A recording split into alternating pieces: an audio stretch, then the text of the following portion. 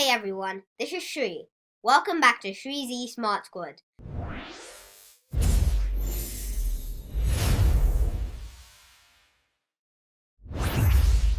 Are you ready to level up your fraction game?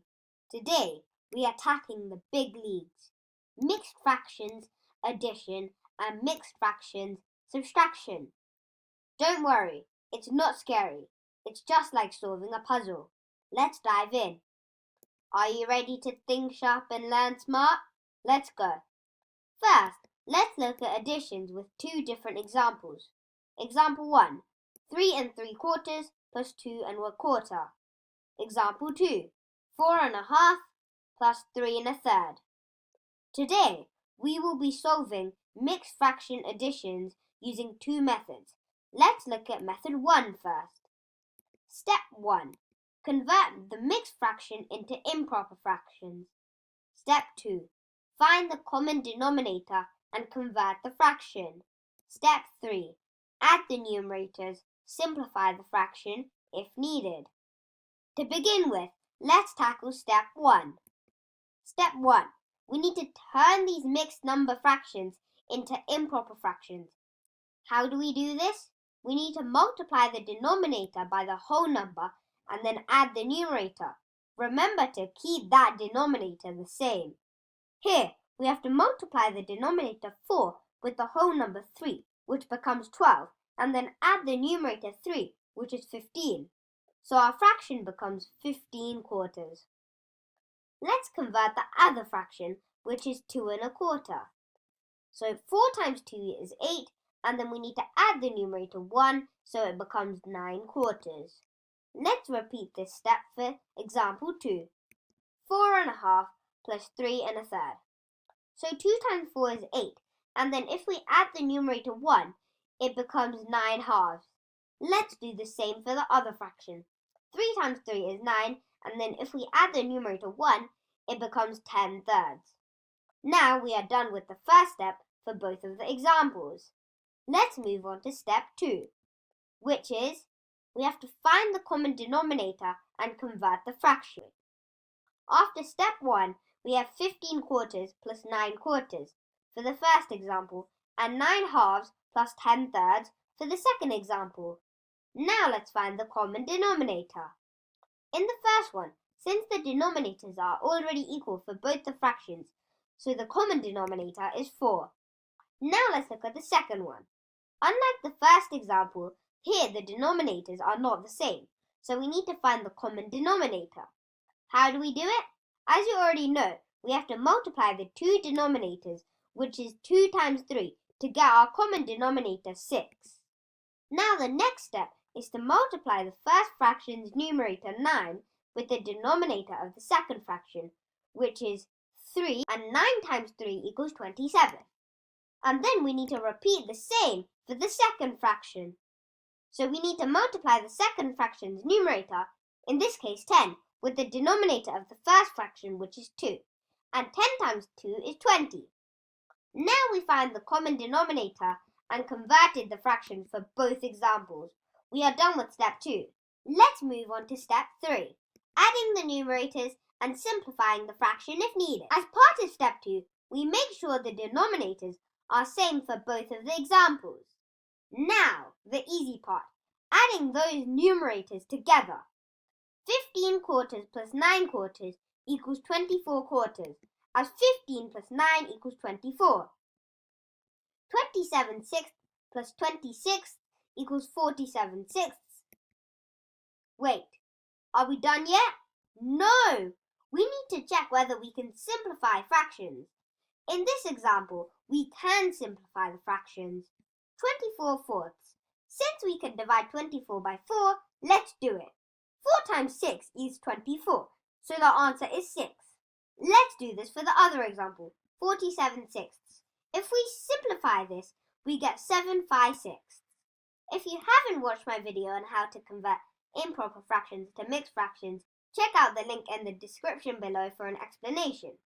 Now we have completed all 3 steps and learned mixed fraction addition using method 1. Want a shortcut method to add mixed fractions? Let's look at method 2. Step 1. separate the whole numbers and add them first. Step 2. Separate the fractions and add them using a common denominator. Step 3. Join them back together for the grand total. Let's see how we can do this working on 2 examples. Example 1. 3 3/4 plus 2 1/4. Example 2. 4 1/2 plus 1/3. From example 1, we have to add the whole numbers 3 and 2, which gives us the result as 5. From example 2, we have to add 4 and 0, because in the second fraction, we don't have a whole number. Now, step 1 is finished.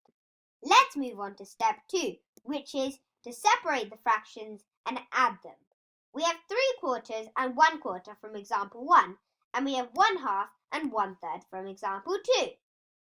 And let's do example 1 first.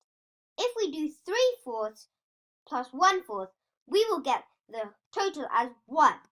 However, we need to find the common denominator for 1/2 and 1/3 as the denominators are different. And if we do 3 times 2, we will get 6. So our common denominator for the example 2 is 6. And then we need to convert using the butterfly method. And 2 times 1 is 2, and 3 times 1 is 3. So we will get the fraction 5/6, as 2 plus 3 equals 5. Now, step 2 is completed. Let's look at the third step. The final step is to join the whole number and fraction from step 1 and step 2. For the first example, if we join the results from both step 1 and step 2, we will get 6, because 5 plus 1 equals 6. And for the second example, we will get 4 5/6, because 4 plus 5/6 equals 4 5 6. Now the third step is also finished. Personally, I would prefer the method 2, because by using this method 2, we can solve these additions quicker than method 1. Now it's subtraction time. Again here, we have 2 examples. Example 1. 3 3/4 minus 2 1/4. Example 2. 4 1/2 minus 3 1/3. Let's see how we can solve these equations. Method 1. Step 1. Convert mixed fractions to improper fractions. Step 2. Find the common denominator and convert the fraction. Step 3. Subtract the numerators. Simplify the fraction if needed. To begin with, let's tackle step 1. Step 1. We turn these mixed numbers into improper fractions. How do we do this? We need to multiply the denominator by the whole number, then add the numerator.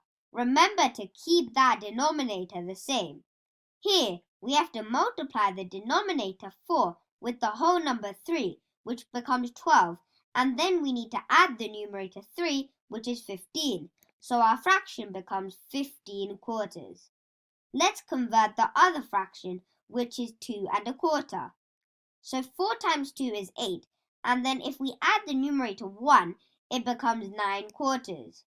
Let's repeat this step for example 2. 4 1/2 minus 3 1/3. So 2 times 4 is 8, and then if we add the numerator 1, it becomes 9/2. Let's do the same for the other fraction. 3 times 3 is 9, and then if we add the numerator 1, it becomes 10/3. Now we are done with the first step.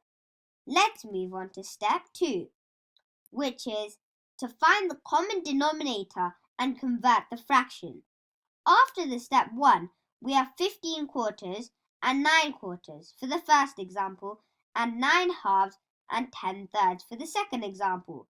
Now let's find the common denominator. In the first one, since the denominators are already same for both of the fractions, the common denominator is 4. Let's look at the second one. Unlike the first example, here the denominators are not the same, so we need to find the common denominator. How do we do it? As you already know, we have to multiply the two denominators, which is 2 times 3, to get our common denominator 6.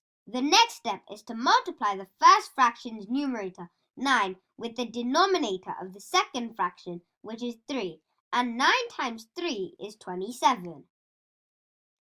We need to repeat the same for the second fraction. So we need to multiply the second fraction's numerator, 10, with the denominator of the first fraction, which is 2. And 10 times 2 equals 20. Now we found the common denominator for both of the examples. We are done with step 2. Let's move on to step 3. Subtract the numerators and simplify the fraction if needed. As part of step 2, we make sure the denominators are the same for both of the examples. Now the easy part. Subtract those numerators. 15 quarters minus 9 quarters equals 6 quarters. 27 sixths minus 20 sixths equals 7 sixths. Wait, are we done yet? No, we need to check whether we can simplify these fractions. In this example, we can simplify the fractions because the numerators are larger than the denominators. We can simply convert 6/4 to 3/2 by dividing both the numerator and the denominator by 2. Furthermore, still we can simplify 3/2 to 1 whole and 1/2. Same for the example 2. We can simplify 7/6 to 1 whole and 1/6 because 7 goes completely 1 time into 6 with a remainder of 1. So we will get 1 whole and 1/6 as our final answer. If you haven't watched my video on how to convert improper fractions to mixed fractions, check out the link in the description below for an explanation. Now we have completed all 3 steps and learned mixed fraction subtraction using method 1. If you notice here, for both mixed fraction addition and subtraction, using method 1, the first 2 steps are the same. In the third step, we just need to do either addition or subtraction. For mixed fractions subtraction with method 2, we will do a separate video because it is a little bit more complicated. Alright squad, let's see what we have learned today. Mixed fractions addition, mixed fraction subtraction. Thank you for watching. If you found this video helpful, please give it a thumbs up. Your support helps me to create more content for you. Ready for challenge? Check the description below for more advanced problems on fractions addition and subtraction. Hit that subscribe button now and don't forget to ring the bell so you never miss a chance to think sharp and learn smart.